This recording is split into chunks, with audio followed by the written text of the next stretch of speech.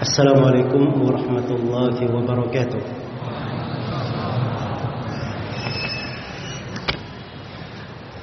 Innal hamdalillah nahmaduhu wa nasta'inuhu wa nastaghfiruh wa na'udzu billahi min shururi anfusina wa sayyiati a'malina. May yahdihillahu fala mudilla lahu wa may yudlil fala hadiya lahu. أشهد أن لا إله إلا الله وحده لا شريك له وأشهد أن محمدا عبده ورسوله يا أيها الذين آمنوا اتقوا الله حق تقاته ولا تموتن إلا وأنتم yang berbuah dengan amalan salih, menjadikan apa yang kita pelajari sebagai hal yang mendukung dan menguatkan kita, bukan hal yang memberatkan kita. Dan semoga Allah Subhanahu wa ta'ala menjadikan kita sebagai orang-orang yang berberkah dimanapun dia berada, dengan menebarkan kebaikan di tengah manusia. Innahu waliyyu dzalika wal qadiru alaih. Tema pembahasan kita di pagi hari ini adalah sebab-sebab penjagaan Allah Subhanahu wa ta'ala terhadap para pemuda. Jadi ini ada kekhususan untuk anak-anak muda. Tapi bukan artinya orang-orang tua tidak perlu dijaga. Jadi bapak jangan tersinggung ya.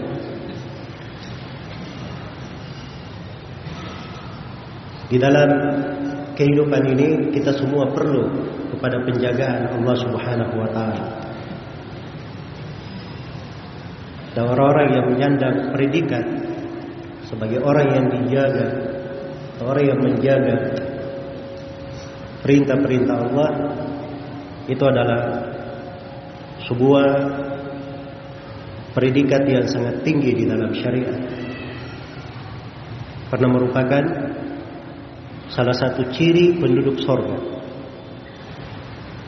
Karena itu semua dari kita perlu kepada sebab-sebab penjagaan, dan perlu kepada amalan-amalan yang dengannya kita dijaga dan dipelihara oleh Allah Subhanahu wa ta'ala. Iya. Dan terkait dengan anak-anak muda, kadang disebut khusus di dalam Al-Quranul Karim, karena memang di dalam Islam ini diberi perhatian khusus.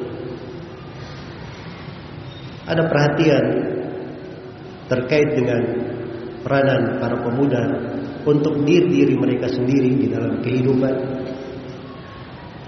dan peranan terkait dengan kelangsungan sebuah masyarakat dan sebuah negeri.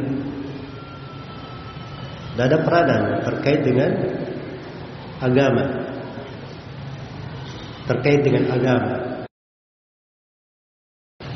Karena itu Rasulullah sallallahu alaihi wasallam berbagai hadis untuk memotivasi kepada jalan yang dengannya mereka salih pada dirinya dan bisa menebarkan kebaikan di tengah manusia.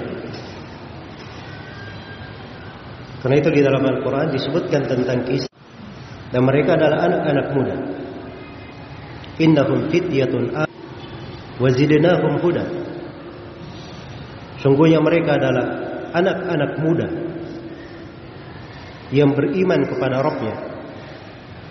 Kemudian kami tambah mereka dengan petunjuk.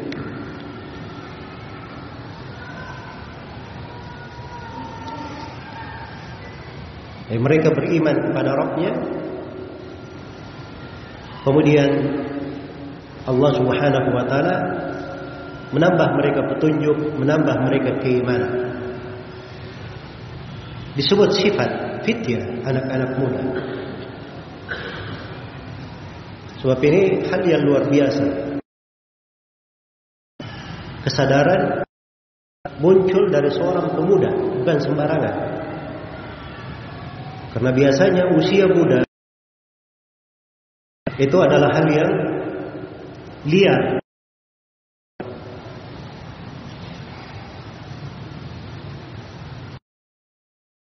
Ajaknya kepada perkara-perkara yang tidak dicintai dan diridhai oleh Allah. Sebagaimana yang dikatakan, inna syababa maqsadatul lil mar'i ayyama maqsadah.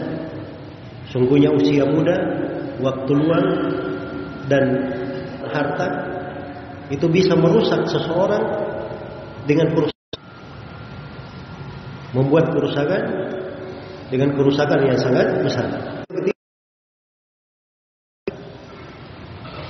Yang mereka tumbuh di dalam ibadah diberi keutamaan khusus di dalam agama. Karena itu di dalam hadits Abu Hurairah yang diriwayatkan oleh Imam Al-Bukhari dan Imam Muslim, Rasulullah tahta dhilli la dhillu. Ada 7 golongan. Ya Allah, teduhi di bawah teduhan arsy. Di hari kiamat, hari tatkala tidak ada teduhan kecuali. Dimaklumi ya, keimanan tentang hari kiamat, di mana kita semua akan seluruh awal dikumpulkan di atas padang mahsyar yang terhampar, matahari didekatkan di atas 1 mil. 1 mil ini ada 2 penafsiran. Jarak 1 mil yang dikenal ya, dekatan jaraknya. Dari mengatakan 1 mil sepanjang sisir mungkin sekitar sejengkal. Rasakan umum matahari didekatkan di atas kepala hanya sejengkal. Iya. Jadi matahari kepala. Manusia berkeringat. Ya, berkeringat. Hari kiamat yang satu harinya ada yang seperti 50.000 tahun. Seperti 50.000 tahun.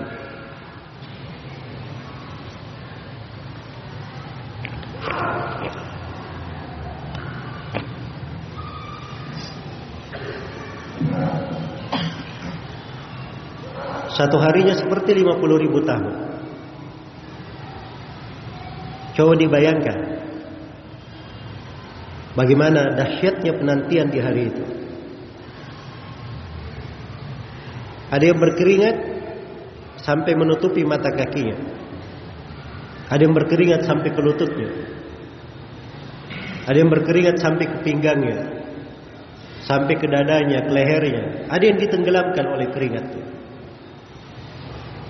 Teduhan waktu itu tidak diberikan kecuali untuk siapa yang Allah kehendaki. Termasuk di sini diperkecualikan ada 7 orang mendapat teduhan pada hari kiamat. Hari di mana tidak ada teduhan kecuali teduhan Allah. Dan salah satu dari 7 golongan ini adalah wasyabun nasya'a fi ibadati rabbih. Seorang pemuda yang tumbuh dalam kondisi beribadah kepada Rabbnya. Iya. Si pemuda munculnya, tumbuhnya dalam beribadah. Jadi kalau seorang pemuda itu diberi taufik oleh Allah Subhanahu wa taala, dia dari awal tumbuhnya, dari kecilnya hingga tuanya, semuanya dalam ibadah kepada Allah, maka ini luar biasa. Itu adalah kenikmatan yang sangat besar. Dan di atas hal itu Rasulullah sallallahu alaihi wasallam mendidik para sahabatnya. Iya. Karena itu pernah dengar ya, ada Nabi mengirim 70 orang dari para sahabatnya ahli Quran, qurra. Iya. Yang terjadi kejadian memilukan waktu itu, dikirim ke suatu kaum untuk mengajari mereka, tetapi mereka ternyata memerangi dan membunuhi 70 orang ini. Subhanallah. Dan 70 orang ahli qiraah ini semuanya dari anak muda. Itu ada dalam riwayatnya dikatakan minas syabab, dari para pemuda. Yaitu pendidikan Rasulullah sallallahu alaihi wasallam. Ada hal yang diperlukan oleh para pemuda. Beliau ingatkan kepada mereka hal yang dengannya menjaga agama mereka. Karena itu di dalam hadis Abdullah bin Mas'ud yang diriwayatkan oleh Al-Bukhari dan Muslim, Rasulullah sallallahu alaihi wasallam pernah bersabda, "Ya ma'syarasy syabab, man istata'a minkumul ba'a falyatazawwaj, fa innahu aghaddu lil basar wa ahsanu lil faraj. Wa man lam yastati' fa alayhi bis-shawm, fa innahu lahu wija." Wahai sekalian anak muda, siapa di antara kalian yang punya kemampuan untuk menikah, punya kemampuan di sini mencakup dua hal, kemampuan secara fisik dan kemampuan secara materi. Dia punya kemampuan untuk menikah, hendaknya dia menikah. Karena menikah itu lebih menundukkan pandangan dan lebih menjaga kemaluan. Diarahkan anak-anak muda itu kepada hal yang dengannya terjaga agama mereka. Kalau dia belum mampu, fa'alayhi bis-shawm. Siapa yang belum mampu hendaknya dia berpuasa. Ya, dikasih pilihan ibadah. Kalau tidak mampu, ibadah lain, puasa. Jadi antara ibadah kepada ibadah. Ya. Hendaknya dia berpuasa. Karena puasa itu bagi dia adalah wija, adalah hal yang bisa memutuskan syahwatnya. Jadi demikian anak-anak muda itu dididik oleh Rasulullah sallallahu alaihi wasallam. Karena di usia muda ini banyak pertanggungjawabannya dan banyak nikmat Allah Subhanahu wa taala di dalamnya. Maka perlu kita ingat bahwa pada hari kiamat salah satu pertanyaan adalah terkait dengan usia muda. Telah syah dari Nabi sallallahu alaihi wasallam, beliau bersabda,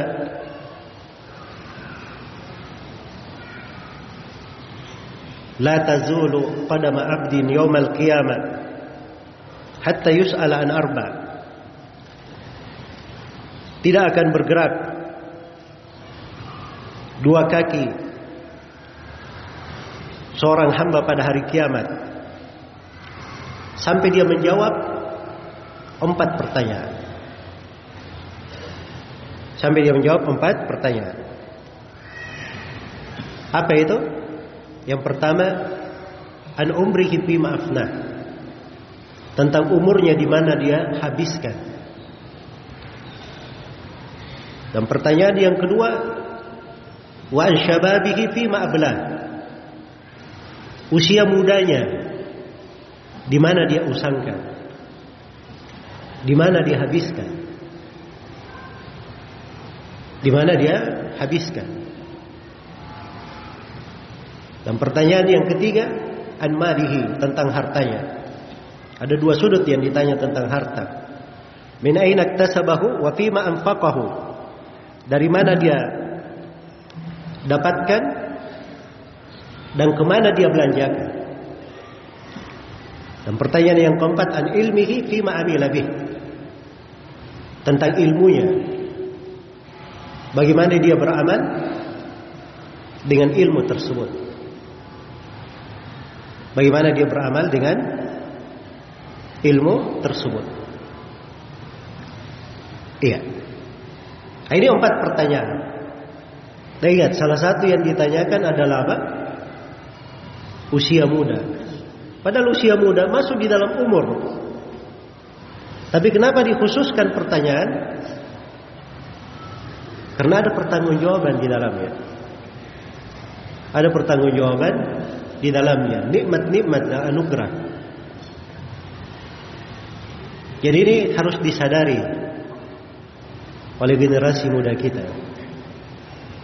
Dan harus disadari oleh orang-orang tua agar supaya memperhatikan kondisi dan perkembangan anak-anaknya. Anak-anak muda yang tumbuh bersamanya.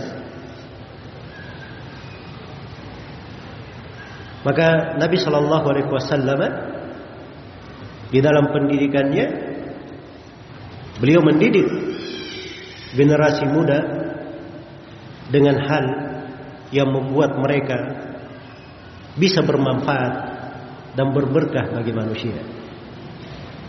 Iya, berberkah bagi manusia. Nah, disinilah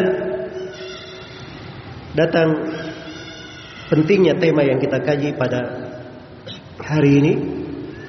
Apa sebab-sebab yang dengannya para pemuda itu bisa terjaga, mendapatkan penjagaan, perlindungan dari Allah Subhanahu wa ta'ala. Iya. Untuk masuk ke dalam tema ini, untuk masuk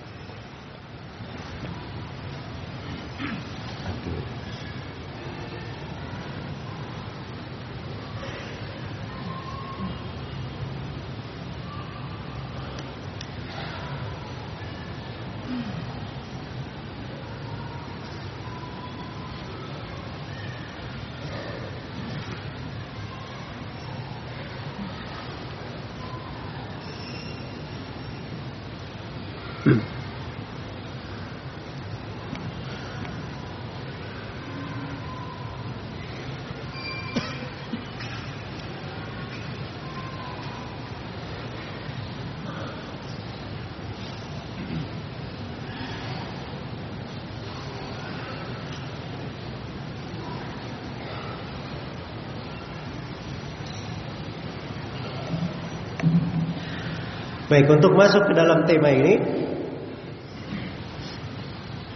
kita harus mengetahui anak muda itu perlu penjagaan dari sudut mana. Apa yang dia perlukan dari penjagaan? Iya. Kalau kita tahu apa yang diperlukan dari penjagaan, barulah mudah kita berbicara apa sebab-sebab yang dikerjakan untuk mendapat penjagaan Allah Subhanahu wa ta'ala pada hal yang diperlukan ini. Yang diperlukan oleh seorang pemuda dan setiap muslim dan muslimah, pemuda dan pemudi semuanya perlu pada 2 jenis penjagaan. 2 jenis penjagaan. Iya. Penjagaan yang pertama, dan ini adalah penjagaan yang paling pentingnya, yaitu penjagaan terhadap agama. Penjagaan terhadap agama.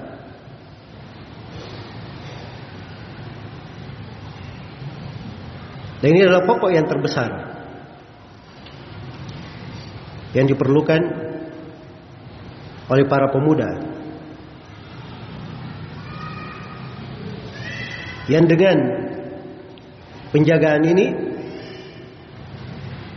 dia bisa menjalankan agamanya dengan baik, berada di atas keimanan, terhindar dari syubhat, dari kerancuan-kerancuan yang bisa menyesatkan jalannya, bisa mengeluarkannya dari jalan yang lurus.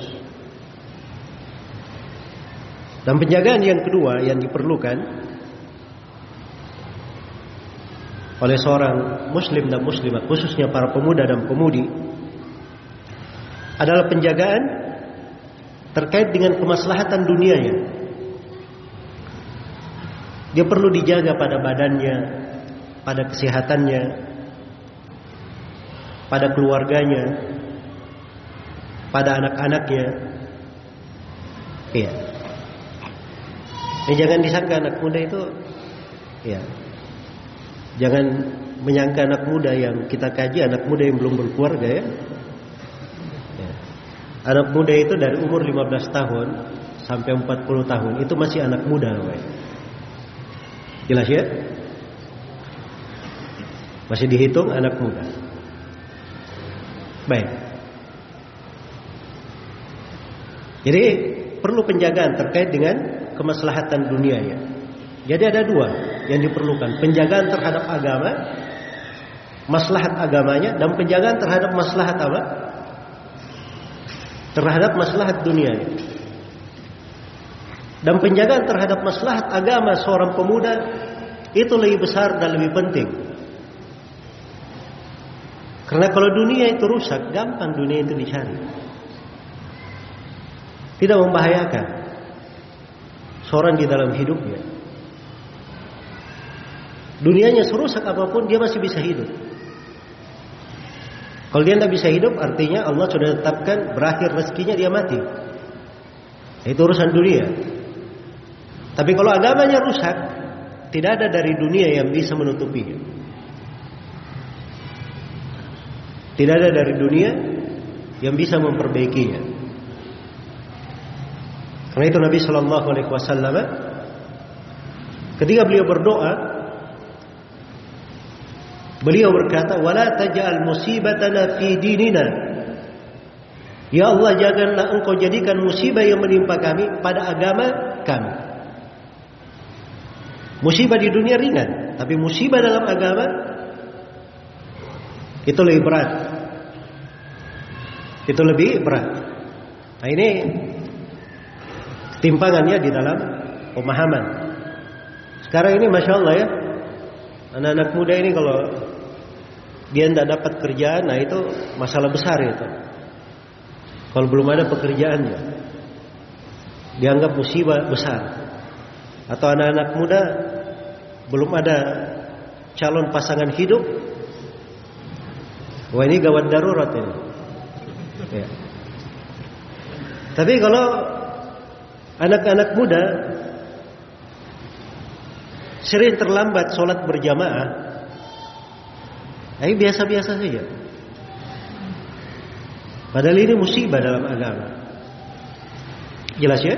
Musibah dalam agama.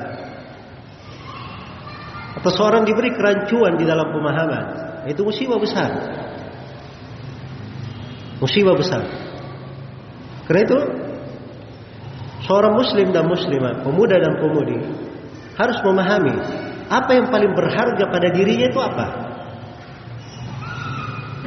Iya. Supaya yang paling berharga ini, itu yang dia pertahankan, dia jaga, selalu dia pelihara. Nah, ini baru terukur sebuah kehidupan. Hidup itu harus selalu ada arahnya. Jangan dibiarkan seorang pemuda dan pemudi tumbuh tidak ada arah kehidupannya. Tidak ada arah kehidupannya. Hidupnya itu harus ada arahannya. Karena itu kita semua dicipta untuk beribadah kepada Allah. Itu arahan hidup namanya. Wa ma khalaqtul jinna wal ins illa liya'budun. Tidaklah aku menciptakan jin dan manusia kecuali untuk beribadah kepada Aku. Itu arahan hidupnya generasi muda. Iya. Maka kemaslahatan agamanya itu paling penting, melebihi dari kemaslahatan dunia. Dan dua-duanya perlu penjagaan. Seorang perlu menjaga dari kemaslahatan dunianya dan kemaslahatan agamanya. Baik, saya akan bacakan hadits-hadits, ayat-ayat yang saya akan poinkan darinya pembahasan-pembahasan yang menjadi tema kajian kita di hari ini. Sebab-sebab Allah menjaga, memberikan penjagaan kepada para pemuda. Sebab yang pertama itu diterangkan oleh Rasulullah dalam hadits Ibnu Abbas, riwayat At-Tirmidzi. Diterangkan oleh Rasulullah sallallahu alaihi wasallam dalam hadits Ibnu Abbas riwayat At-Tirmidzi.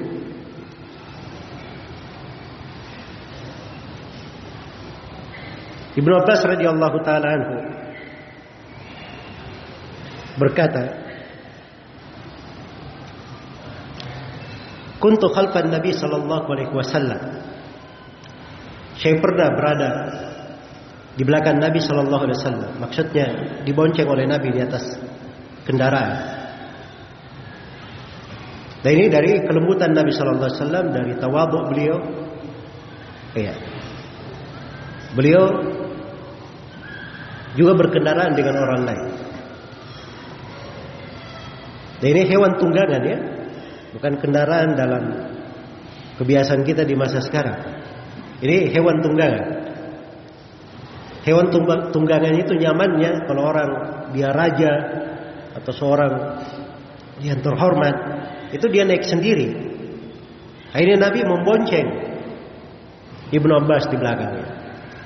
Dan itu dari kerendahan hati beliau, sekaligus perhatian Nabi kepada generasi muda. Maka Rasulullah SAW berkata kepadanya, "Ya gulam, inni u'allimuka kalimat." Wahai anak muda. Ya. Dipanggil oleh Nabi, wahai anak muda. Ini memang diingatkan, dia sekarang posisinya anak muda.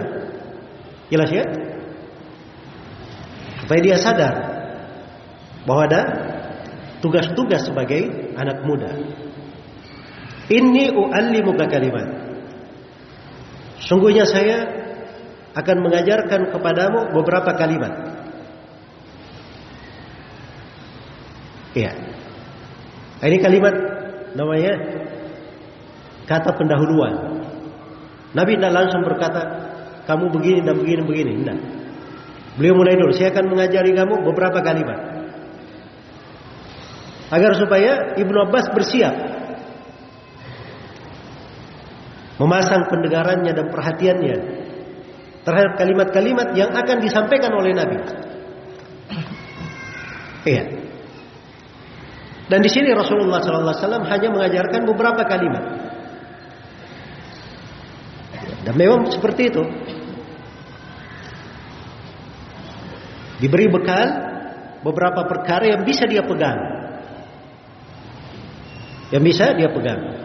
Sama di pembahasan ini, saya hanya menyebutkan beberapa poin yang kita harapkan bisa dipegang. Bukan seluruh tema terkait dengan tema. Poin-poin terpenting. Iya. Apa itu? Kalimat-kalimat yang akan diajarkan oleh Nabi kepada Ibnu Abbas. Kata Rasulullah sallallahu alaihi wasallam, "Ihfadillaha yahfadka. Ihfadillaha tajiduhu tujahak." Jagalah Allah, niscaya Allah akan menjagamu. Jagalah Allah, engkau akan dapati Allah di depanmu.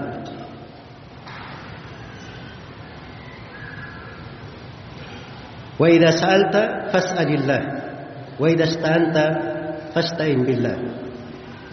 Kalau kamu meminta, mintalah kepada Allah. Kalau engkau memohon pertolongan, maka mohonlah kepada Allah. Wa alam anna al-ummata law ijtama'at ala an yanfa'uka bi syai'in la yanfa'uka illa bi syai'in katabahu Allahu lak. Ketahuilah bahwa umat manusia kalau berkumpul bersatu padu ingin memberi manfaat kepada engkau, mereka tidak akan mampu memberi manfaat kepada engkau kecuali apa yang Allah telah gariskan itu untukmu. Wa in ijtama'u ala an yadurruka bi syai'in lam yadurruka illa bi syai'in katabahu Allahu 'alaika.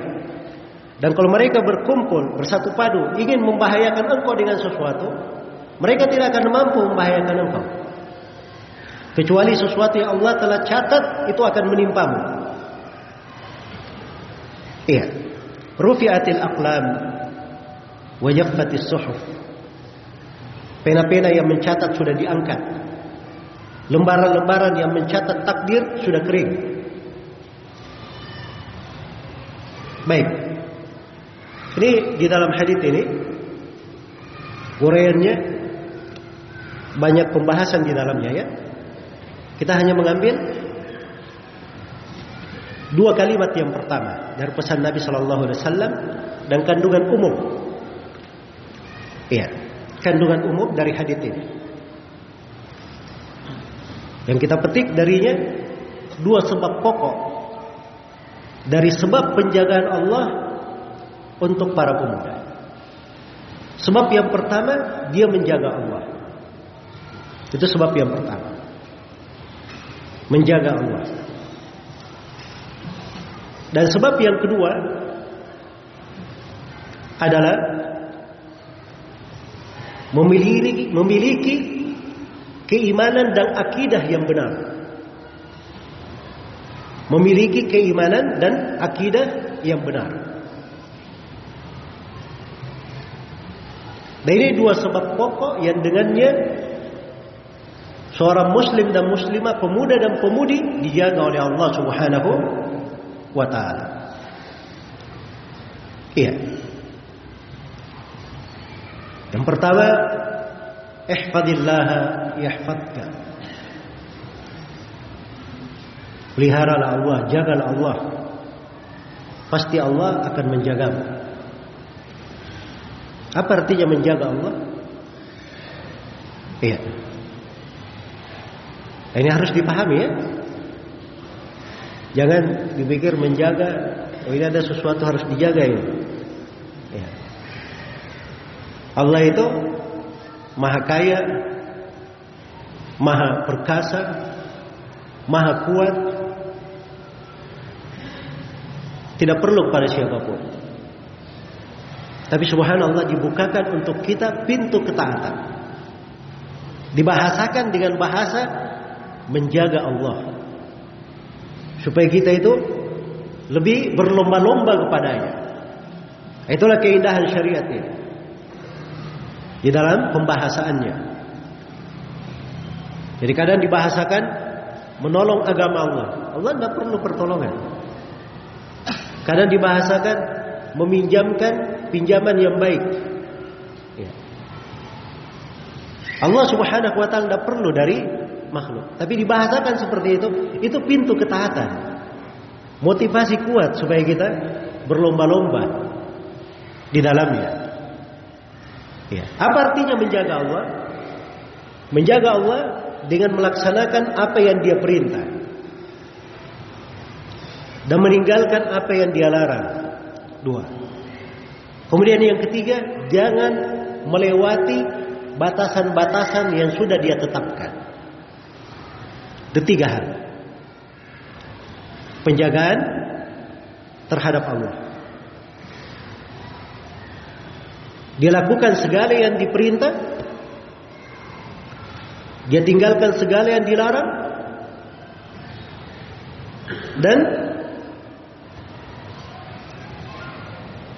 dia jaga batasan-batasan Allah.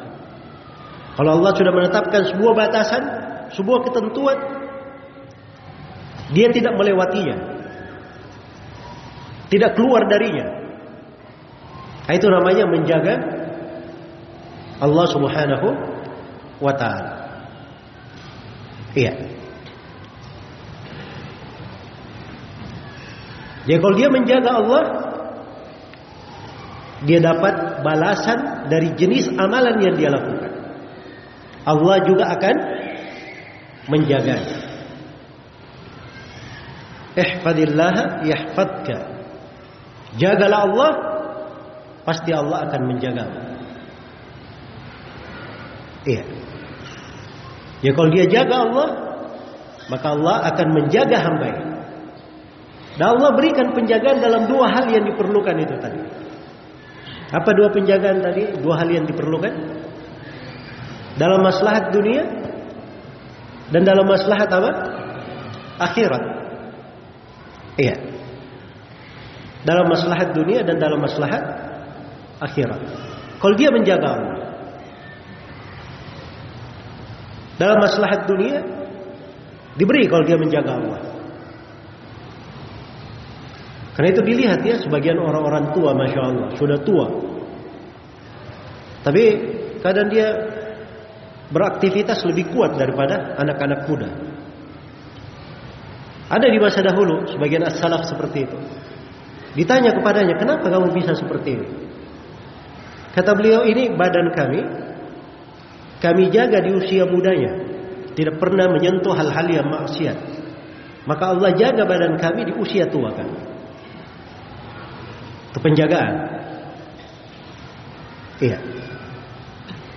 Sampai kadang hal-hal yang menakjubkan bagaimana Allah menjaga hamba itu. Penjagaan terhadap hamba. Itu ada riwayat ya dari Safina Maula Rasulullah sallallahu alaihi wasallam. Walaupun di riwayatnya ada keterputusan dari sudut sanad, cuman ini populer di buku-buku sirah para sahabat. Bahwa Safina Maula Rasulullah sallallahu alaihi wasallam, Safina ini seorang sahabat, dia dulu budak dibebaskan oleh Nabi sallallahu alaihi wasallam. Dia pernah nyasar di hutan. Iya. Dia tidak tahu di mana jalan keluar. Maka ada singa yang menghampirinya. Ya, kira-kira kita kalau lihat singa bagaimana? Hah? Ada singa yang menghampiri. Ya, tidak ada yang berpikir kepada kita singa itu mau bertanya, Bapak mau kemana? Ya, tidak ada yang berpikir begitu kalau melihat singa. Tapi subhanallah, singa ini dia menganggukkan, berisyarat kepada Safina supaya mengikutinya. Maka singa ini berjalan sampai Safina melihat jalan keluarnya, jalan yang biasa dilalui. Iya. Hewan yang biasanya tabiatnya adalah memangsa, tapi Allah tundukkan untuk menjaga seorang hamba. Jelas ya? Dan seorang ulama yang salih bernama Ibrahim Adham, dari ulama salaf terkenal, beliau disebutkan pernah tidur dan banyak serangga-serangga di sekitarnya yang mengganggu. Ada ular di kepalanya yang menghalau serangga-serangga tersebut. Bukan memangsa dia, tetapi melindunginya sampai dia bangun, ularnya pergi. Iya. Ini kadang Allah berikan penjagaan untuk seorang hamba, menjaga badannya, menjaga dari kemaslahatan dunianya, karena dia orang yang baik di dalam menjaga Allah dengan bentuk melaksanakan perintahnya, meninggalkan larangannya, dan patuh terhadap batasan-batasan dan ketentuannya. Ya. Karena itu seorang pemuda yang menghendaki kebaikan untuk dirinya, dia harus melatih diri di atas hal ini. Menjaga diri untuk melaksanakan apa yang diperintah, meninggalkan apa yang dilarang, dan mematuhi batasan-batasan Allah, ketentuan-ketentuan syariat. Ya. Di tafsir ayat, lahu mu'aqibatun min baini yadayhi wa min khalfihi yahfazunahu min amrillah. Hamba ini di sekitarnya ada malaikat-malaikat, di depannya dan di belakangnya, menjaga hamba ini. dengan perintah Allah. Dan sebagian memanakan dia dijaga oleh Allah disebabkan karena dia melaksanakan perintah Allah. Karena dia melaksanakan perintah Allah. Jadi ada malaikat yang menjaganya. Kenapa? Karena dia menjaga perintah Allah. Maka Allah perintah malaikat menjaganya. Iya. Karena itu dari keutamaan ayat kursi, siapa yang membacanya di malam hari, la yazalu alaihi hafidh hatta yusbih. Akan terus menerus ada malaikat yang menjaganya sampai dia masuk di waktu pagi. Ini dia melakukan satu ketaatan, bukan kewajiban, sunnah. Apa ketaatannya? Dia baca ayat kursi sebelum apa? Sebelum tidur. Dia dijaga oleh malaikat sampai masuk di waktu pagi. Iya. Maka bagaimana pula dengan orang yang menjaga perintah-perintah Allah yang besar, kewajiban-kewajiban pokok dalam agama. Inilah yang disebut wali-wali Allah. Diterangkan dalam hadits Abu Hurairah riwayat Al-Bukhari bahwa Rasulullah sallallahu alaihi wasallam bersabda, Allah berfirman di hadits qudsi. Iya. Man adali waliyan faqad adantuhu bil haqq. Siapa yang memusuhi waliku, maka Allah menegaskan, aku telah mengumumkan peperangan kepadanya. Wa ma taqarraba ilayya 'abdi bi syai'in ahabba ilayya mimma aftaradtuhu alayhi. Tidaklah seorang hamba itu mendekatkan dirinya kepadaku dengan sesuatu yang lebih aku cintai daripada dia melakukan kewajibannya. Ini penjagaan yang paling pertama.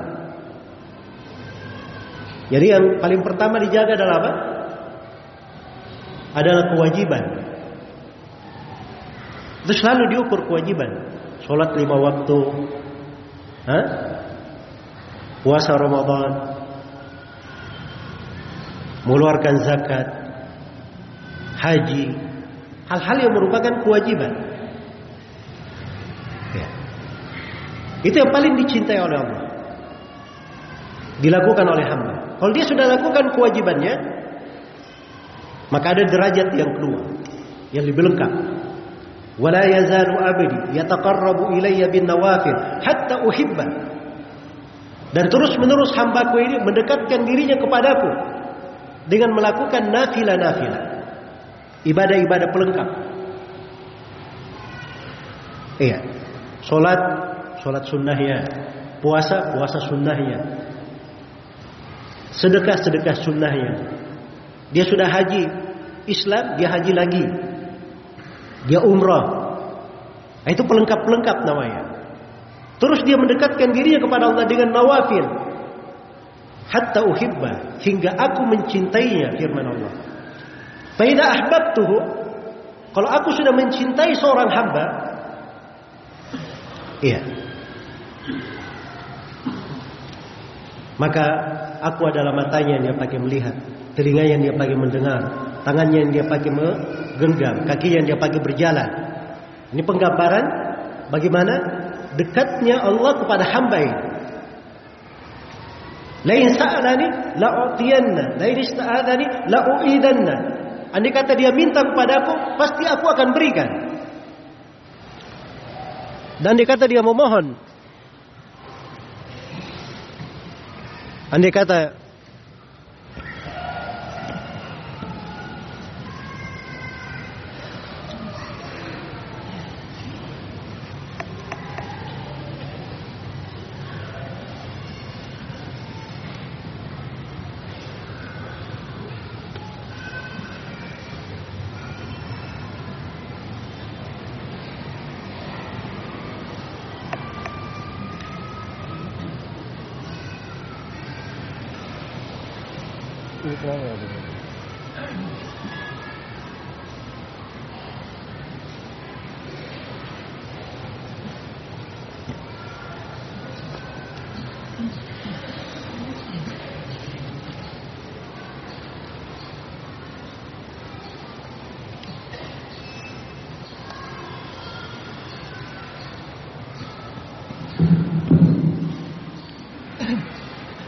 Wa la ista'adzani la u'idanna. Andai kata dia memohon perlindungan kepadaku, sungguh aku akan melindungi. Ya. Ini batasan penjagaan. Ada yang kadarnya wajib, ada yang kadarnya apa? Sunnah. Pokok yang paling pertama dia lakukan yang wajibnya. Jangan dia telantarkan. Sama dengan kehidupan pokok di dalam bertauhid. Seorang memurnikan ibadahnya kepada Allah. Dia tahu jenis-jenis kesyirikan, jangan dia jatuh di dalamnya. Kalau dia sudah tahu yang wajib-wajib terhadap dirinya, dia dekatkan dirinya lagi kepada Allah dengan melakukan hal yang disunnahkan, supaya dia lebih dicintai oleh Allah. Iya. Itulah seorang yang menjaga Allah Subhanahu wa taala.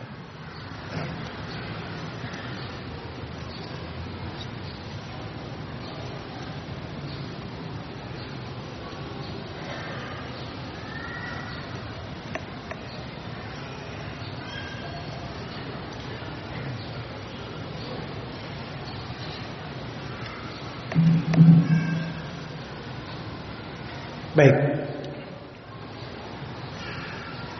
Jadi ihfadillah yahfadka. Jagalah Allah. Pasti Allah akan menjaga.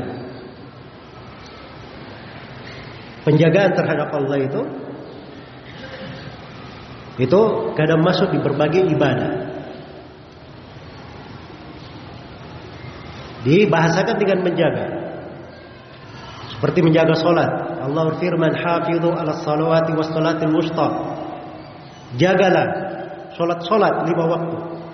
Dan solat asar, solat pertengahan, ya, solat asar. Solat asar masuk di solat 5 waktu, cuma disebutkan khusus karena pentingnya solat asar dan keutamaannya. Iya. Kalau dia menjaganya, maka Allah akan menjaganya, memeliharanya. Nah, ini dari bentuk penjagaan. Jadi itu kaidah umumnya.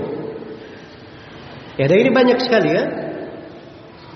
Dari dalil-dalil terhadap amalan-amalan salih yang semuanya dianggap bentuk penjagaan. Menjaga Allah Subhanahu wa taala.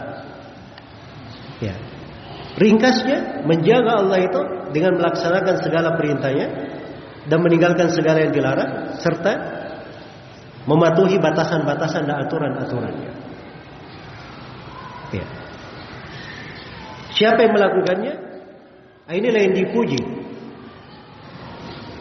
Dipuji di dalam Al-Quran. Laki-laki maupun perempuan. Karena itu salah satu yang disiapkan untuk mereka pengampunan dan pahala yang besar. Wal hafidhina furujahum wal hafidhat. Laki-laki dan perempuan yang menjaga kemaluannya. Di akhir ayat dikatakan a'addallahu lahum maghfiratan wa ajran 'azima. Allah siapkan untuk mereka pengampunan dan pahala yang sangat besar. Termasuk para perempuan, fas-salihatu qanitatun hafizatun lil ghaib bima hafizallah. Para perempuan yang salihah, yang qanitah, yang menjaga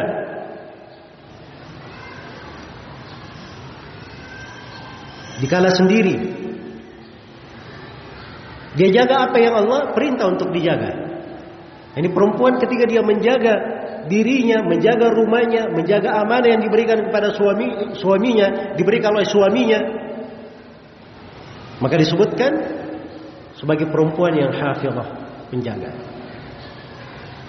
Dan kalau dia sudah dapat predikat ini sebagai orang yang menjaga, itulah salah satu ciri penduduk surga. Karena itu disebutkan di surah Qaf, penduduk surga itu, wa uzlifatil jannatu lil muttaqina ghairu ba'id. Surga didekatkan untuk orang yang bertakwa, tidak jauh. Bertakwa itu tadi menjalankan segala perintah, meninggalkan segala yang dilarang. Kemudian dikatakan hadza ma tu'aduna likulli awabin hafiz. Man khasyiyar rahmana bil ghaibi wa jaa biqalbin munib. Inilah sorga kalian dijanjikan untuknya. Untuk setiap orang yang awam, dia selalu kembali kepada Allah. Dan hafid, dia selalu menjaga. Nah, ini hafid. Orang tidak mendapat predikat hafid ini kecuali kalau dia memelihara Allah dengan menjalankan perintahnya, memelihara Allah dengan meninggalkan larangannya, memelihara Allah dengan mematuhi batasan dan aturan-aturannya. Iya. Ya kalau dia jaga Allah, Allah terangkan, Rasulullah tegaskan, ihfazillah yahfazka. Jagalah Allah, pasti Allah akan menjagamu. Dijaga dunianya, dijaga juga agamanya. Dijaga juga agamanya. Akan diberi taufik untuknya, dimudahkan baginya di dalam mempelajari agamanya, dimudahkan baginya memahami apa yang memperbaiki agamanya, dijauhkan dari dirinya syubhat-syubhat dari syaitan jin maupun syaitan manusia. Ya, syubhat ini datangnya dari mana? Dari syaitan. Syaitannya dua jenis. Ada jenis jin dan ada jenis manusia. Nah, ini siapa tahu ada yang nggak tahu lagi pembagian syaitan. Jangan sampai marah lagi, kok kita manusia disebut syaitan juga. Ya. Betul ya, di antara manusia itu ada yang syaitan. Bahkan lebih parah dari syaitan jin kan. Iya. Karena itu dikatakan dalam Al-Quran, wa kadzalika ja'alna likulli nabiyyin aduwwan syayatinal jin, syayatinal insi wal jin. Demikianlah kami jadikan untuk setiap nabi ada musuhnya. Musuhnya dari mana? Para syaitan dari kalangan manusia dan jin. Disebutkan manusia di depan sebelum jin. Karena syaitan dari kalangan manusia ini lebih berbahaya. Syaitan dari kalangan jin tidak kelihatan. Kalau ada syaitan dari kalangan jin membisikkan, orang tahu ini syaitan ini lari bisa. Tapi manusia Masya Allah dia bisa duduk di depannya. Ya. Datang dengan pakaian penasihat, pakai juga, pakai imamah. Kadang syaitannya membaca Al-Quran, fasih. Membaca Al-Quran. Jelas ya? Tapi tidak masuk ke hatinya. Bacaan di lisan saja. Ini syaitan manusia. Ya. Maka dia juga dijaga. Kalau dia menjaga Allah, dia dijaga dari gangguan terhadap agamanya yang mungkin datang dari syaitan jin maupun syaitan manusia.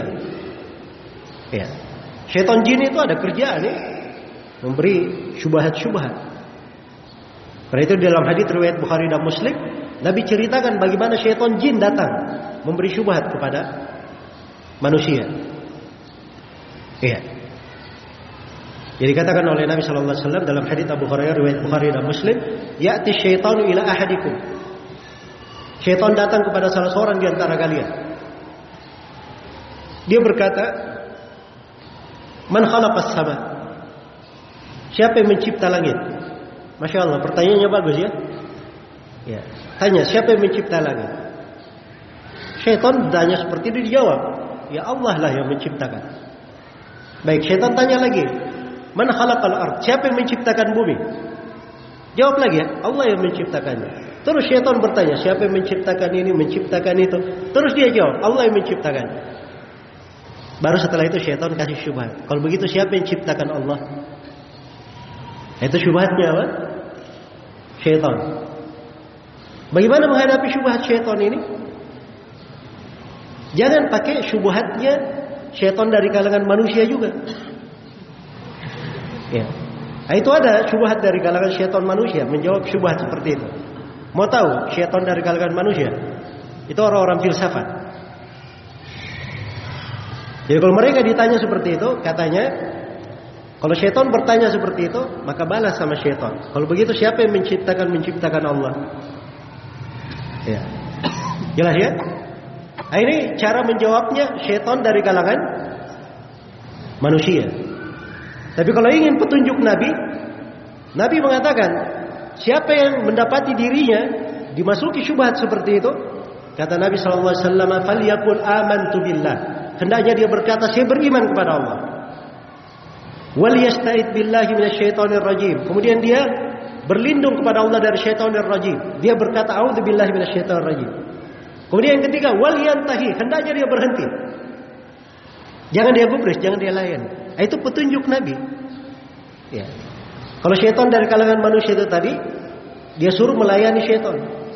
Mau sampai mana dia melayani syaitan? Syaitan ini sudah hidup ribuan tahun. Kamu baru lahir tahun kemarin.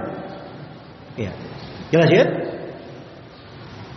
Nabi memberi petunjuk yang paten di dalam hal ini. Cara menghadapi syubhat syaitan. Inilah kalau seorang itu terjaga, dia menjaga perintah Allah, Allah akan memberi kepadanya taufik.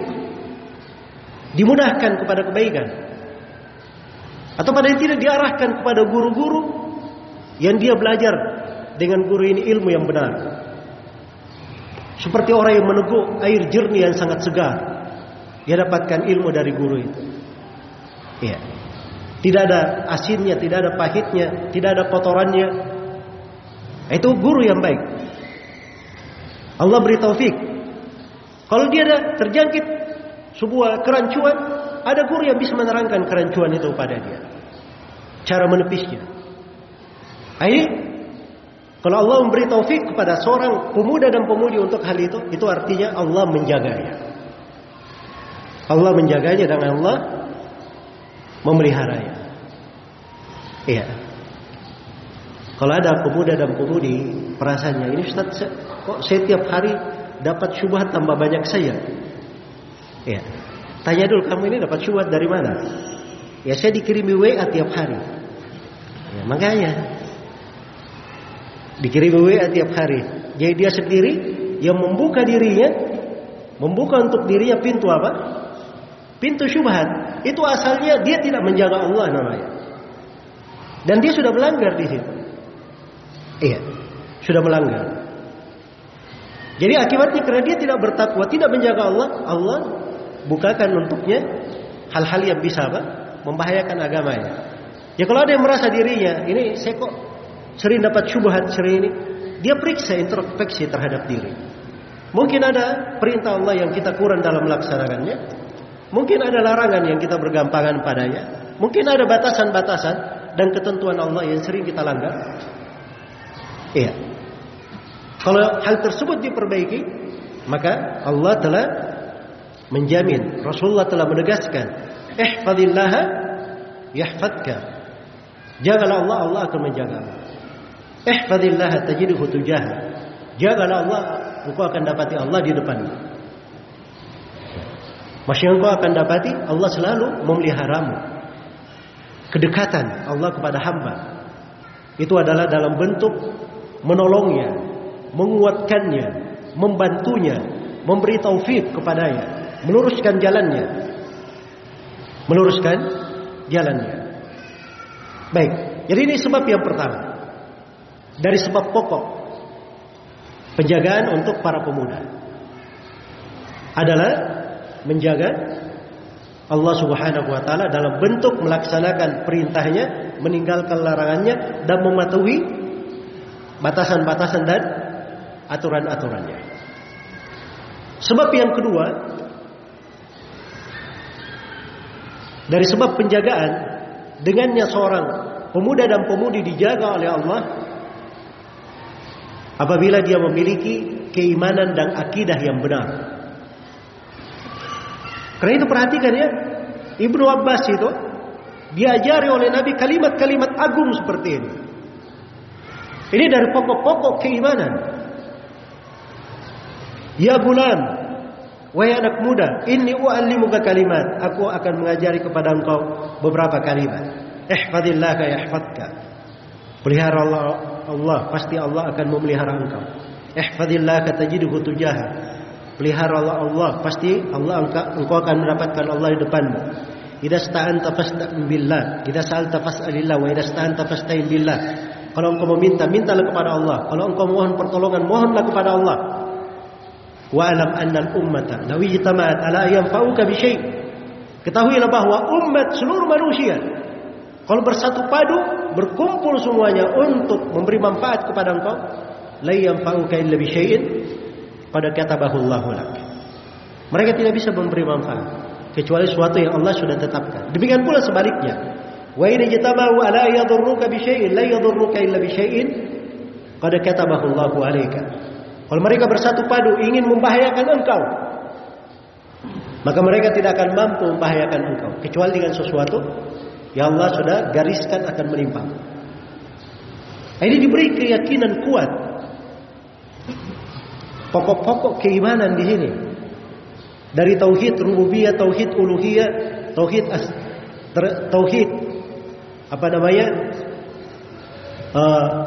al-qasd wa talab, dan diberi dari keimanan kepada takdir Allah Subhanahu wa taala. Ini pokok-pokok fondasi penting untuk generasi muda. Karena itu kalau ingin melihat bagaimana kondisi para sahabat, anak-anak muda di masa Nabi sallallahu alaihi wasallam, perhatikan hadis Jundub bin Abdullah yang diriwayatkan oleh Imam Ibnu Majah. Kata Jundub bin Abdullah radhiyallahu taala anhu, "Kunna ma'an Nabi sallallahu alaihi wasallam wa nahnu fityanun hazawir." Kami bersama Nabi sallallahu alaihi wasallam, dan kami waktu itu anak-anak muda yang di kondisi sangat kuatnya. Iya. Anak-anak muda di kondisi yang apa? Sangat kuatnya. Kata beliau, "Fata'allamna al-imana qabla an nata'allama al-Qur'an. Thumma ta'allamna al-Qur'ana fasdadna bihi imana." Maka kami pun mempelajari keimanan sebelum mempelajari Al-Quran. Kemudian kami mempelajari Al-Quran. Kemudian kami mempelajari Al-Quran. Lalu kami bertambah dengannya keimanan. Bertambah dengannya keimanan. Ya, Masya Allah. Inilah generasi muda di masa Nabi Sallallahu Alaihi Wasallam. Jadi pertama belajar apa? Belajar keimanan sebelum belajar Al-Quran. Ya, sekarang muncul pertanyaan, iman ini bukan Al-Quran? Tidak diragukan ya, keimanan masuk di dalam apa? Al-Quran. Tapi di sini ketika disebutkan kami pelajari iman sebelum belajar Al-Quran, maksudnya mereka pelajari hal-hal yang dengannya memperbaiki keyakinannya, memperbaiki akidahnya. Sebelum langsung mempelajari apa? Mempelajari Al-Quran. Jadi itu kebiasaan mereka, dibekali dengan akidah yang benar. Karena itu dari kekeliruan pada jalan generasi muda. Kalau dia sibuk cuman urusan tematik saja. Ya. Dapat tema ini cocok untuk anak muda ini, si anak muda datang. Ya. Jelas ya? Tapi begitu ada pengajian dibahas pembahasan akidah, wah ini terlalu berat, tidak cocok. Ya. Padahal itu adalah pokok yang diperlukan oleh generasi muda. Iya. Dari sudut akidah yang benar. Dan akidah yang benar inilah fondasi utamanya untuk bisa istiqamah dan menyelamatkannya dari berbagai fitnah. Bukan itu saja, bahkan itu adalah sumber keselamatannya di dunia, di alam kubur dan di akhirat. Karena itu dalam Al-Quran Allah berfirman, "Yuthabbitullahu alladhina amanu bil qawli tsabit fil hayatid dunya wa fil akhirah." Allah meneguhkan orang-orang yang beriman. Allah meneguhkan orang-orang yang beriman bil qawli tsabit, dengan ucapan yang kukuh. Ini akidah yang benar ini. Dia diteguhkan di mana? Di kehidupan dunia dan di kehidupan akhirat. Kehidupan akhirat dicakup di dalamnya kehidupan di alam kubur. Karena Nabi SAW bersabda, al-qabru awwalu manazilil akhirah. Kuburan adalah awal persinggahan negeri akhirat. Ya. Jadi kalau seorang pemuda ingin dijaga, ingin dia pelihara, ingin dipelihara oleh Allah, maka dia mempelajari akidah yang benar. Dan akidah yang benar itu sumbernya jelas, terwarisi dari masa ke masa hingga hari ini, tercatat di dalam buku-buku dari rujukan-rujukan yang jelas. Akidah yang benar diambil dari Al-Quran dan diambil dari hadits Rasulullah Sallallahu Alaihi Wasallam. Hadits Nabi Sallallahu Alaihi Wasallam, buku-buku hadits itu ada pembahasan-pembahasan tentang tauhid, tentang iman di dalamnya, bab-bab khusus. Dan ada buku-buku akidah salaf yang ditulis secara khusus. Ada yang berjilid-jilid, ada yang pertengahan, ada yang ringkas. Yang di dalamnya memuat kesepakatan seluruh ulama di berbagai negeri, diwarisi di masa mereka ke masa sebelumnya sampai kepada Nabi Sallallahu Alaihi Wasallam. Itu akidah yang benar, jelas sumbernya. Dan ini perlu diambil dari guru, belajar dari guru. Iya. Dan ini sebab yang dengannya seorang pemuda itu dijaga oleh Allah Subhanahu wa Ta'ala apabila dia memiliki akidah yang benar. Apabila dia memiliki akidah yang benar. Baik. Kemudian di antara sebab penjagaan terhadap pemuda, ada sebuah kisah yang patut untuk kita cermati, di mana Rasulullah Sallallahu Alaihi Wasallam pernah didatangi oleh seorang pemuda. Dan ini haditsnya di Musnad Imam Ahmad dengan sanad yang sahih dari Abu Umamah radhiyallahu taala anhu. Beliau bercerita bahwa ada seorang pemuda datang kepada Nabi Sallallahu Alaihi Wasallam. Dia berkata, "Ya Rasulullah, idzan li bizzina." Dia kata, "Ya Rasulullah, izinkan saya berzina." Dengar ucapan anak muda ini. Dia berkata apa? "Ya Rasulullah, izinkan saya apa? Berzina." Naudzubillah. Ya. Maka fa'aqbala al-qaumu alaihi fazajaru.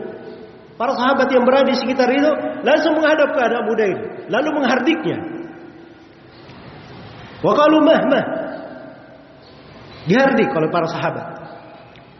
Apa kata Nabi sallallahu alaihi wasallam? Udunuhu. Kata Nabi, biarkan dia mendekat. Dia jauh ya ngomongnya.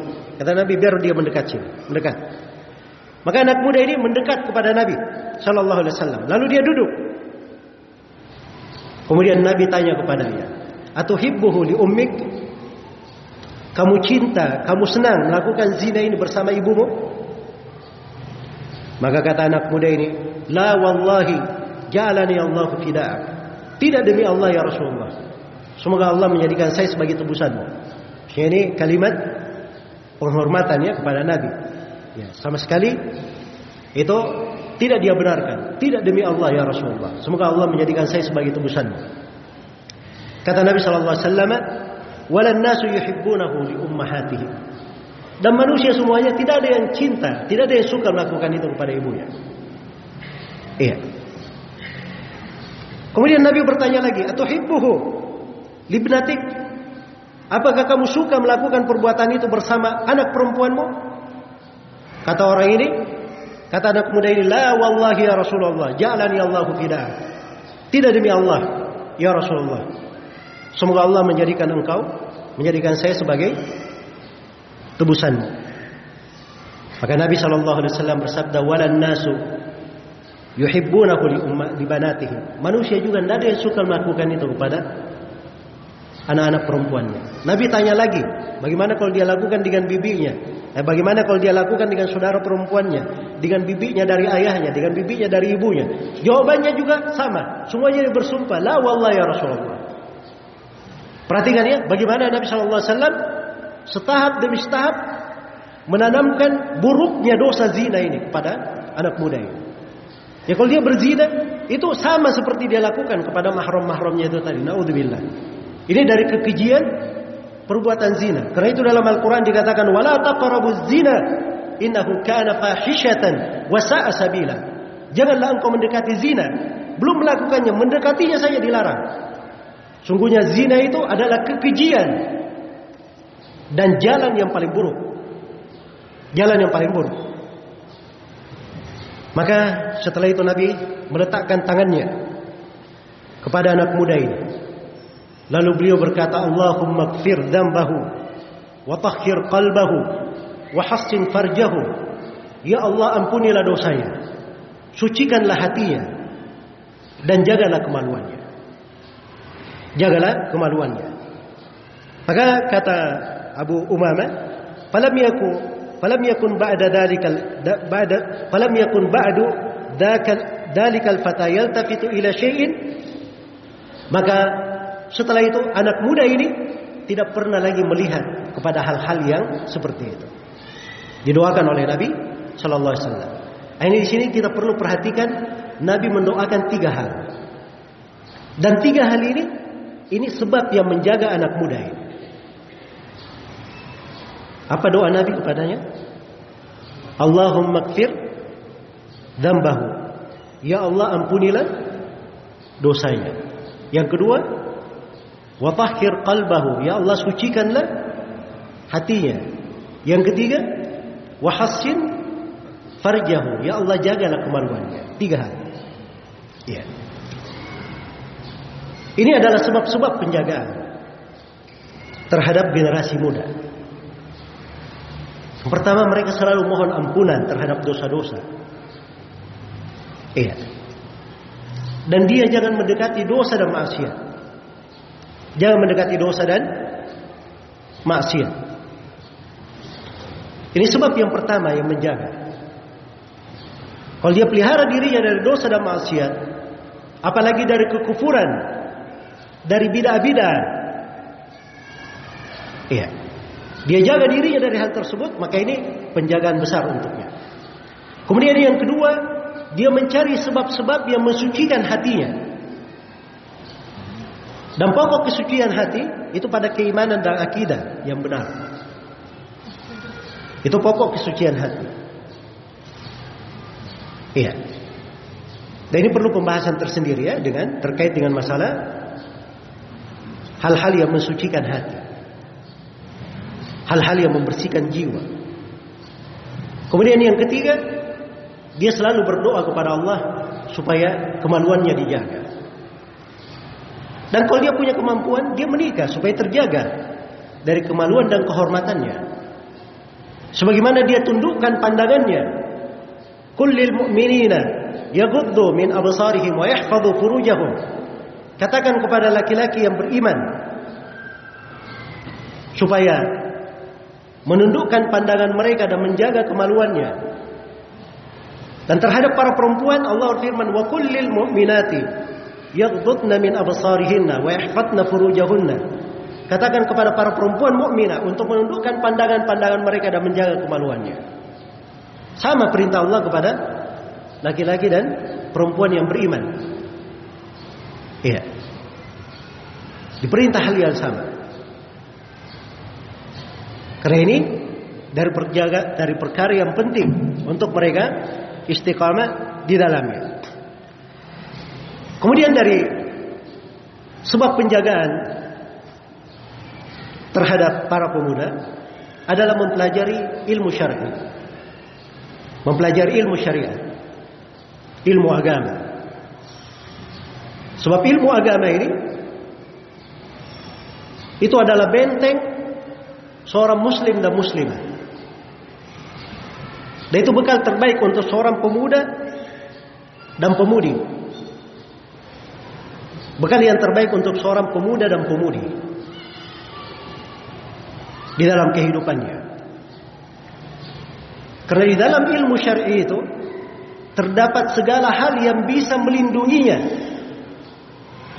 dari perkara yang tidak menyenangkan atau perkara yang bisa membahayakannya. Ilmu syar'i itu adalah petunjuknya yang bisa mengarahkannya kepada segala kebaikan.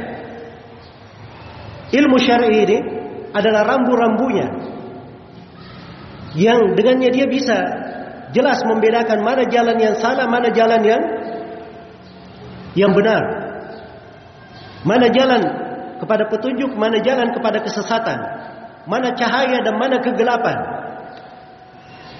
Ilmu syar'i ini itu adalah penghibur untuk hatinya dikala dia duka atau ditimpa oleh lara dan nestapa.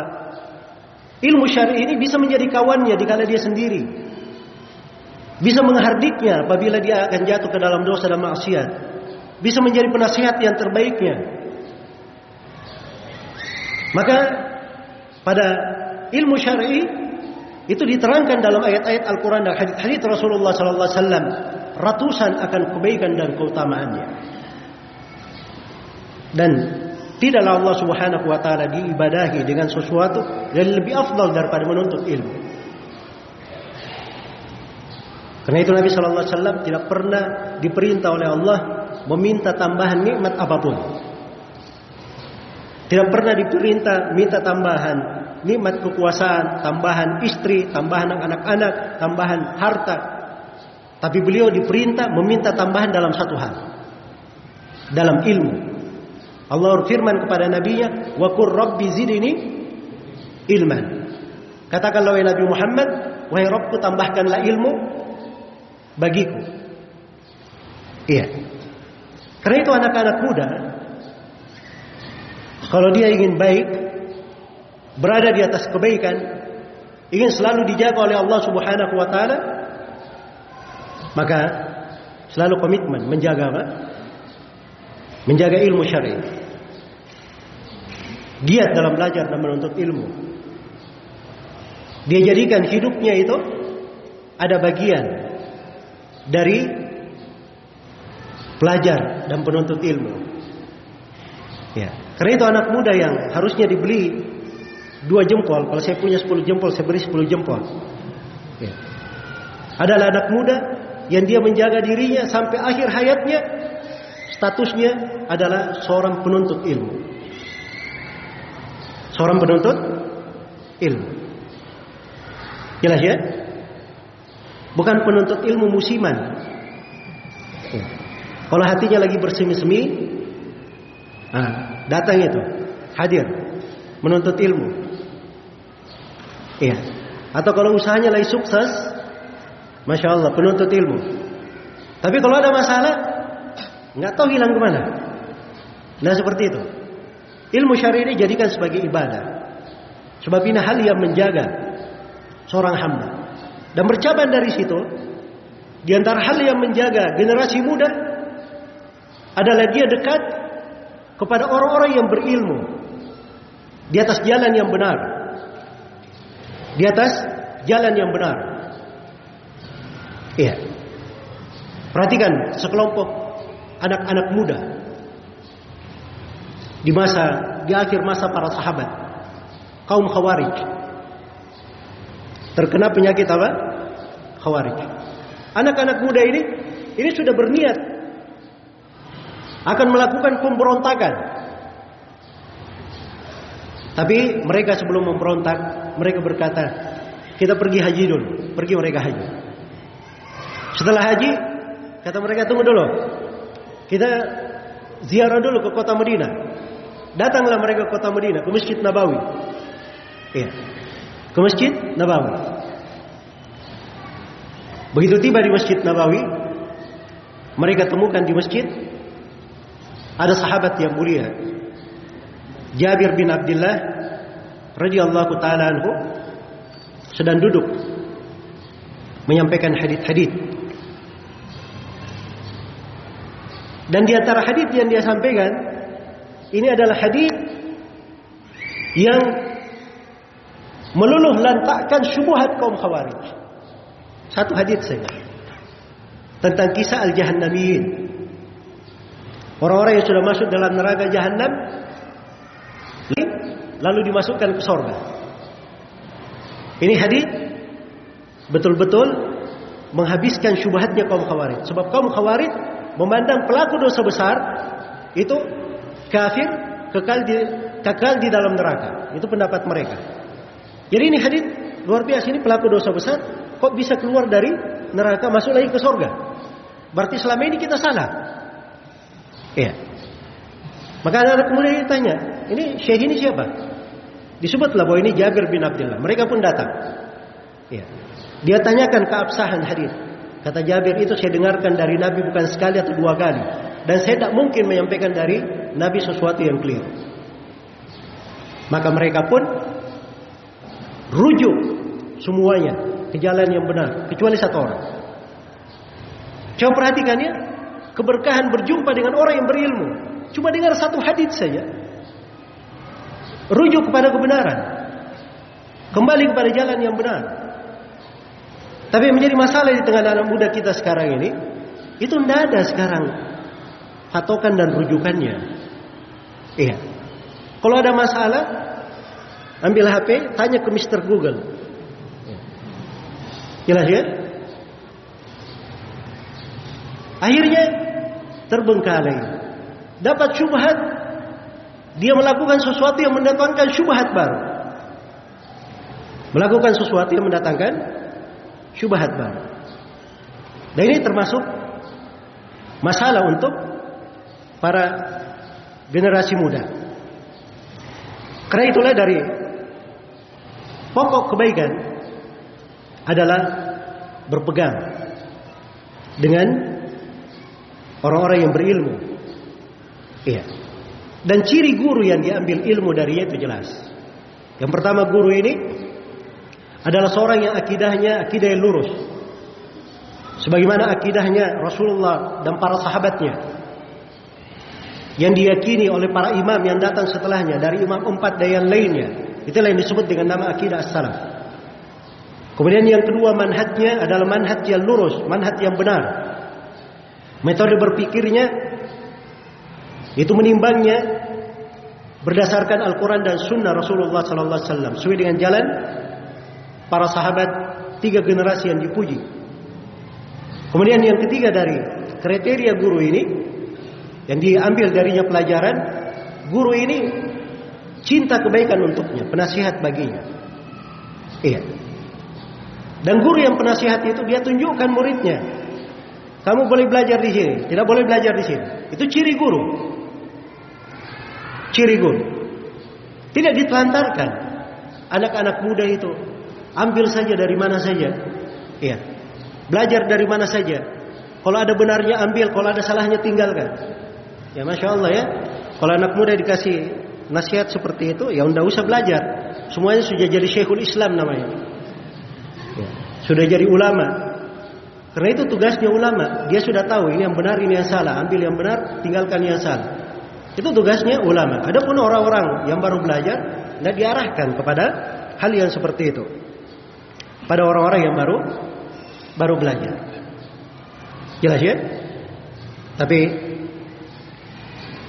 seorang apabila cinta kebaikan ya untuk dirinya, maka dia memilih guru yang benar, mengambil dari guru yang benar. Karena itu diriwayatkan oleh Al-Khatib Al-Baghdadi di kitabnya Al-Jami' li Akhlaqir Rawi wa Adabis Sami' dari Hamad bin Zaid rahimahullah. Beliau berkata, dakhalna ala Anas bin Sirin. Kami masuk menjumpai Anas bin Sirin rahimahullah. Anas bin Sirin ini saudara Muhammad bin Sirin dari ulama tabi'in. Dan waktu itu dia dikala sakit.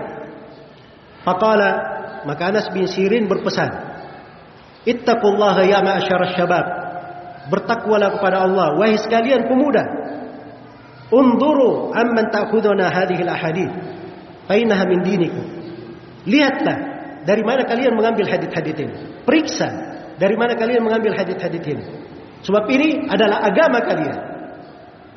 Nah, itu begitu namanya penasihat kepada pemuda. Dia tunjukkan generasi muda itu hal yang benar. Ambil dari sini, jangan ambil dari sini.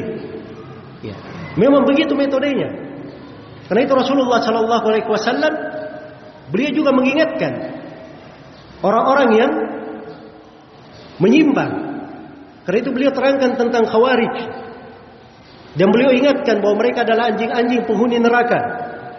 Beliau mengingatkan berbagai sifat tentang kaum Khawarij, bahaya dan pemikiran mereka. Ya. Dan ini juga diantara sebab pokok ya dari hal yang menjaga generasi muda adalah generasi muda itu harus meninggalkan segala hal yang berbau hizbiyah. Apa yang berbau hizbiyah dia tinggalkan. Ya. Guru kami Syekh Mukbil rahimahullah memberi judul bab di Kitabul Ilm dari kitabnya Al-Jami' As-Sahih mimma laysa fi sahihain. Beliau beri judul seorang penuntut ilmu harus berwaspada dari hizbiyah. Lalu beliau bawakan hadis tentang perpecahan umat. Jadi Nabi memberi peringatan kepada umatnya bahwa iftaraqatil yahudu ala 71 firqa wa iftaraqatin nasara ala 72 firqa wa sataftariqu ummati ala 73 firqa. Kulluhum finnar illa wahid. Orang Yahudi terpecah menjadi 71 golongan. Orang Nasara terpecah menjadi 72 golongan. Dan umatku ini, kata Nabi, akan terpecah menjadi 73 golongan. Semuanya dalam neraka. Ini ancaman ya. Ancaman. Nabi sebut mereka masih umatnya. Berarti masih muslim.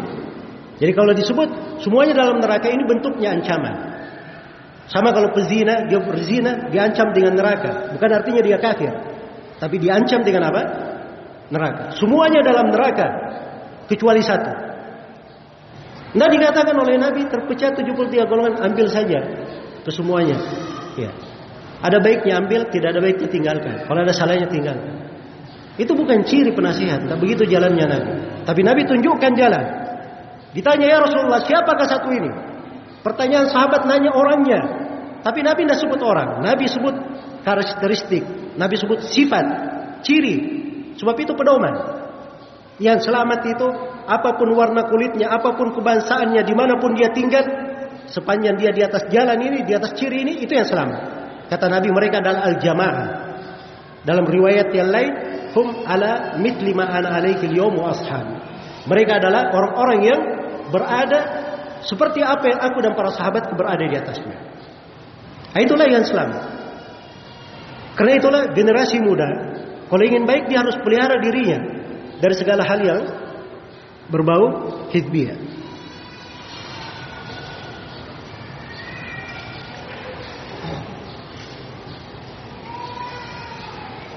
Baik. Kemudian dari hal yang menjaga para pemuda supaya mereka terhindar dari bahaya-bahaya adalah komitmen dengan al-jamaah. Komitmen dengan kebersamaan. Ini biasanya anak-anak muda itu paling senang bersendirian dengan pendapat. Iya. Jiwa mudanya kadang menyeret dia untuk senang menyendiri. Bangga kalau dia menyelisih banyak orang. Iya. Dan itu bukan ciri orang yang berada di atas jalan yang lurus. Orang yang berada di atas jalan lurus itu dia cinta di atas kelurusan agama, hal yang biasa dilalui oleh manusia. Ya. Karena itu kalau dia hidup dalam sebuah negeri, dia jangan menyelisih pemerintah dan masyarakat secara umum dalam hal yang ma'ruf. Dan dia jangan keluar dari jalan Nabi SAW dan jalan para ulama. Jangan dia buat jalan sendiri. Dan ini dari pokok yang menjaga seseorang. Kemudian dari hal yang menjaga seorang generasi muda adalah keikhlasan. Dia ikhlas. Ikhlas dalam ucapannya, ikhlas dalam amalannya. Dan ikhlas ini luar biasa manfaatnya. Karena syaitan itu bisa mengganggu semuanya. Iya. Dia bersumpah, "Fa bi izzatika la ughwiyannakum ajma'in illa ibadaka minhumul mukhlasin." Demi izzamu ya Allah, aku akan sesatkan mereka semua. Jadi syaitan akan menyesatkan semuanya.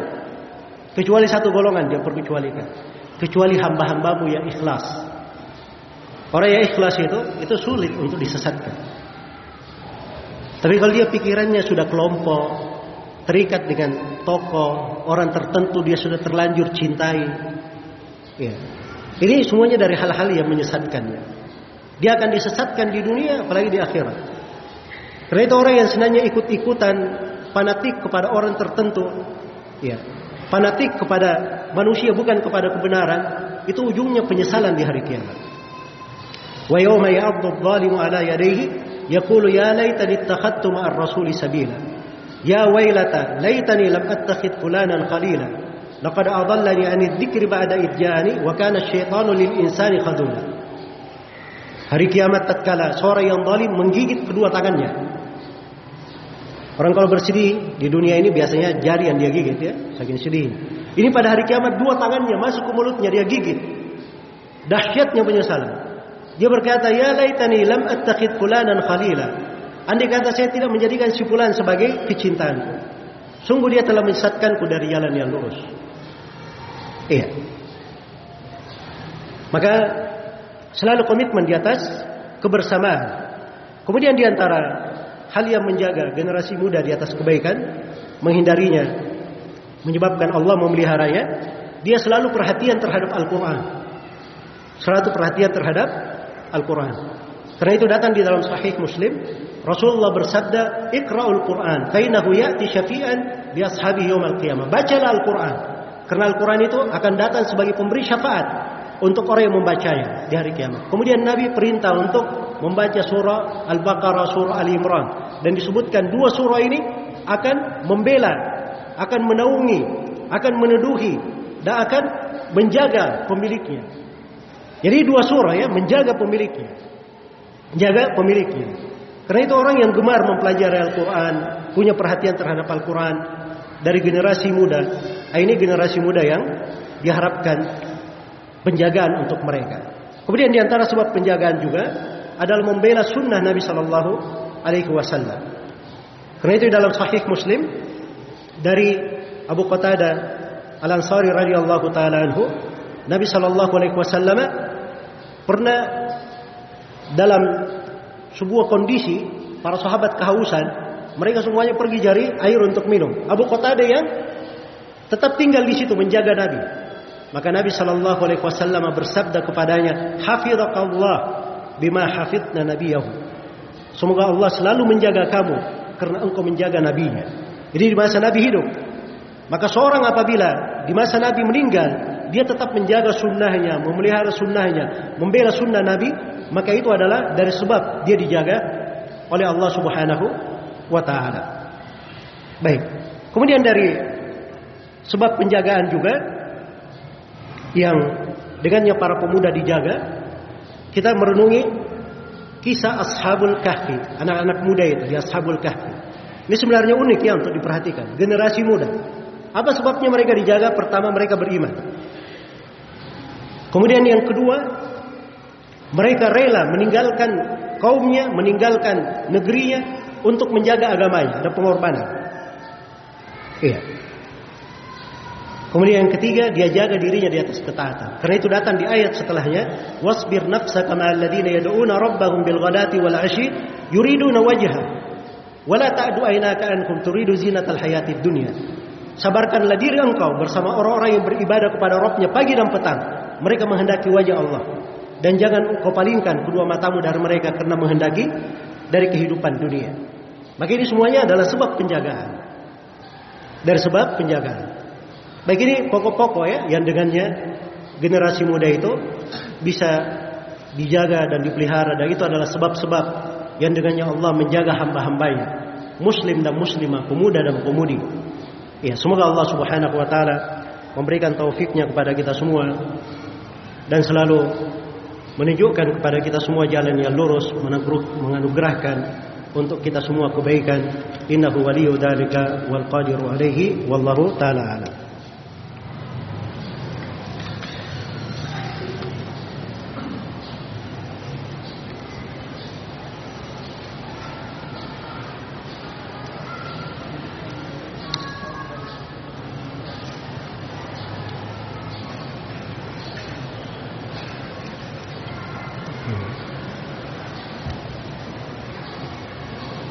Baik, saya hanya baca pertanyaan sesuai dengan tema ya. Jangan beri pertanyaan di luar tema. Ini waktunya sempit. Baik, ini ada yang bertanya. Katanya di media sosial ada yang bicara begini. Madhab anak muda itu bukan syariat. Madhab anak muda itu adalah keren. Ini yang disebut fikul waqi'. Keren itu nomor 1. Adapun mencocoki kebenaran, bermanfaat, itu urusan kesekian. Ya Masya Allah ya. Ya, ini ucapan yang seperti ini sebenarnya tidak keren. Tidak keren. Kalau anak muda yang keren itu, nah itu tadi, anak muda tumbuh dalam ibadah pada Rabbnya, itu baru keren namanya. Jelas ya? Anak muda yang keren itu, nah itu seperti anak-anak muda di masa para sahabat. Mereka belajar iman sebelum belajar apa? Sebelum belajar Al-Quran. Iya. Anak-anak muda dari para penghafal Quran, generasi muda. Anak-anak muda belum cukup umur sudah minta kepada Nabi ikut berjihad. Nah, itu baru keren itu anak-anak muda itu. Jelas ya? Tapi kalau ucapan yang seperti ini bukan dari syariat ucapan yang seperti ini. Ini ucapan dari hawa nafsu namanya. Senang perutnya saja ngomong. Ya. Dan ini pendidikan yang membuat anak-anak muda itu menyimpang. Coba bayangkan kalau anak muda diajari untuk mengikuti hawa nafsunya, tidak ada ukuran, yang penting keren. Keren itu apa? Ya. Kekafiran aja bisa keren. Orang merampok di bank dengan cara yang tidak ada yang pernah melakukannya, canggih caranya, wah dikasih jempol, kamu keren deh merampoknya. Ya. Jelas ya? Tidak ada yang berpikir seperti itu. Karena itu kalimat-kalimat yang seperti ini kalimat kadang keluar dari sebagian orang yang kurang ketakwanya kepada Allah, sedikit pemahaman agamanya, lebih mengikuti hawa nafsu dan apa yang dikatakan oleh orang, cuma ingin mengumpulkan bagaimana manusia bersamanya. Kalau dia berbicara dengan agama, mencari ridha Allah Subhanahu wa taala, maka dia tidak akan berucap kalimat yang seperti itu. Dia akan mengarahkan anak-anak muda itu kepada jalan yang dicintai dan diridhai oleh Allah. Sebab itu pokok keselamatannya. Ya, siapa yang tahu anak muda sekarang ini dia masih hidup besok, lusa, masih hidup lusa. Dia cuma pikir bagaimana kita ikuti gaya anak muda ini supaya tetap gaya seperti lain. Ayahnya ahli hadits. Ayahnya ahli hadits.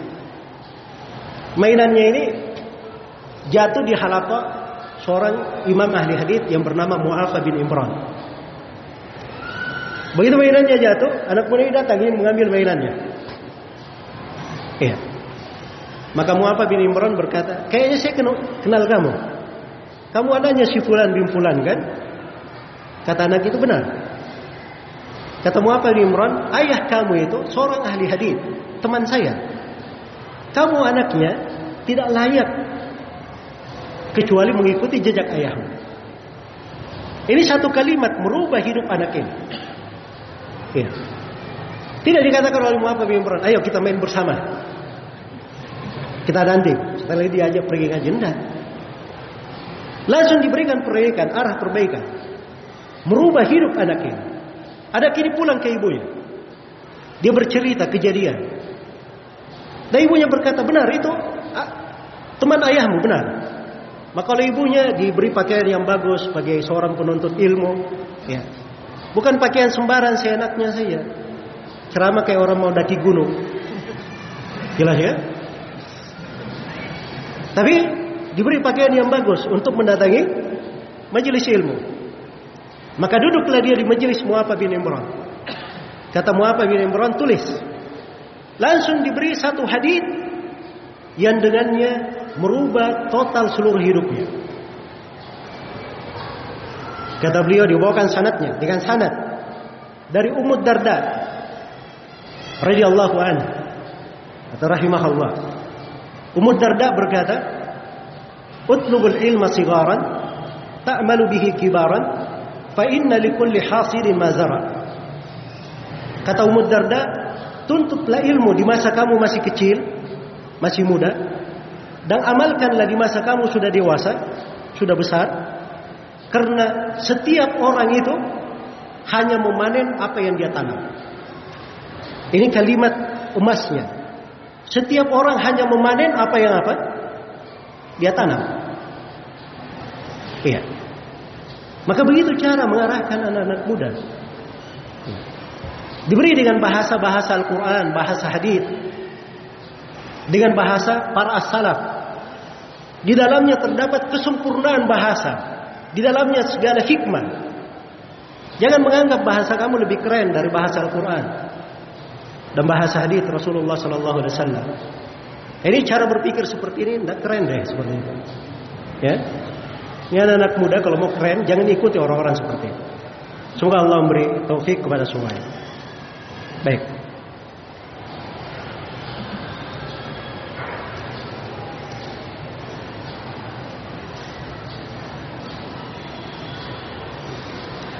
Baik, mungkin sampai sini dulu untuk pertemuan kita di pagi hari ini. Semoga menjadi bekal yang baik untuk kita semua, mengarahkan kita kepada kebaikan, dan semoga Allah Subhanahu wa taala menjaga generasi muda kita di atas hal yang dicintai dan diridhai oleh Allah Subhanahu wa taala. Semoga Allah Subhanahu wa taala mengampuni dosa-dosa kita, mensucikan hati-hati kita, dan memelihara kita semua dari segala keburukan. Dan semoga Allah Subhanahu wa taala selalu membimbing kita di atas keislaman, dalam keadaan berdiri, dalam keadaan duduk, ya, dan di dalam segala keadaan. Dan saya wasiatkan kepada seluruh pemuda dan pemudi untuk menjaga dikir-dikir, wirid-wirid, bacaan-bacaan, dia latih dari semenjak mudanya. Karena di dalam hal tersebut terdapat penjagaan-penjagaan yang sangat kuat. Sambil selalu saya ingatkan bahwa seorang itu harus ada waktu di dalam kehidupannya dia belajar ilmu syariah. Sebab itu lenteranya jangan sampai padam. Harus selalu dia jaga supaya bisa menerangi kehidupannya. Dan semoga Allah Subhanahu wa taala menghidupkan kita semua sebagai kaum muslimin yang berpegang dengan Al-Quran dan Sunnah Nabi Sallallahu Alaihi Wasallam di kehidupan dunia ini, di sakaratul maut, di alam kubur, dan tatkala kita semua kembali kepadanya. Innahu waliyyu dzalika wal qadiru alaihi, wallahu taala alam. Subhanakallahumma wa bihamdik, asyhadu an la ilaha illa anta, astaghfiruka wa atubu ilaik. Walhamdulillahi rabbil alamin. Wassalamualaikum warahmatullahi wabarakatuh.